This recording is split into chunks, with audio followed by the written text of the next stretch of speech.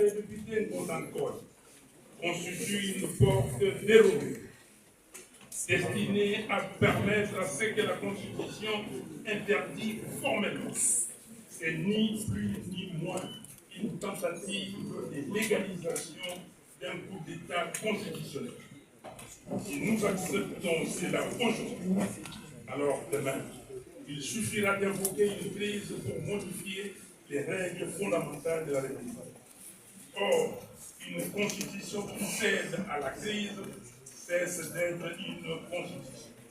Elle devient un simple outil des circonstances au service du pouvoir. Changer les règles du jeu en pleine partie n'est jamais neutre. C'est un acte de pouvoir dictatorial. Ce qui est particulièrement grave, c'est que cette démarche émane des personnes qui enseignent elles-mêmes les droits constitutionnels. Comme le disait Jean de La Fontaine, tout flatteur vit aux dépenses de celui qui le fait. Mais ici, il ne s'agit plus seulement de flatterie. Il s'agit d'une dérive grave, mettre le savoir juridique au service de la violation de la Constitution. Notre devoir est clair, défendre l'esprit et la lettre de notre loi fondamentale.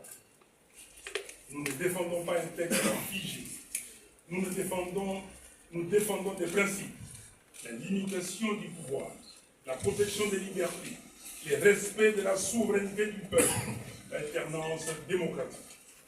Il s'agit de savoir si nous voulons demeurer la République démocratique du Congo, dans ses frontières du 30 juin 1960, un État de droit, indépendant, souverain, uni et indivisible, social, démocratique et laïque, ou ouvrir une brèche dangereuse à ceux qui travaillent pour la balkanisation de notre pays.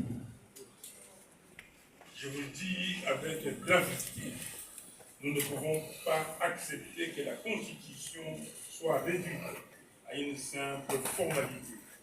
C'est pourquoi nous demandons aux députés de retirer purement et simplement les articles 87 à 90 de cette proposition de loi référendaire.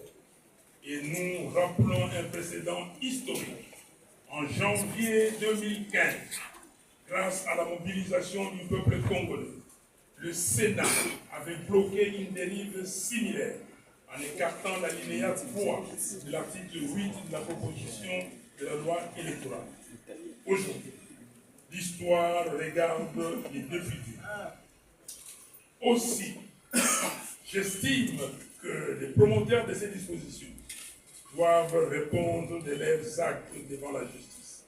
Dans cette tentative, porte atteinte au fondement même de notre ordre constitutionnel. Enfin, avec la majorité du peuple congolais, nous allons barrer la route à tout projet de troisième mandat de M. Félix Tshisekedi, comme nous l'avons fait hier pour M. Joseph Kabila. Car partout le peuple nous répète ceci, je cite, commandant du peuple Fayou.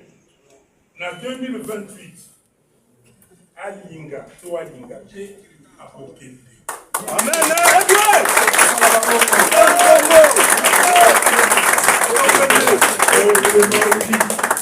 Commandant du peuple Fayou en 2020, il le veille ou non, il devra partir. J'en appelle à la sagesse et au sens des responsabilités de M. Félix Tshisekedi. Il serait extrêmement grave que les fils de Tienne Tshisekedi entrent dans l'histoire comme celui qui aura fragilisé la cohésion nationale et consacré la balkanisation de la RDC.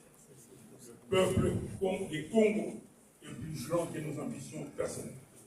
Le Congo doit rester uni. Le Congo doit rester indivisible et souverain. Et la seule solution, c'est le dialogue national ingénieux. Je vous remercie.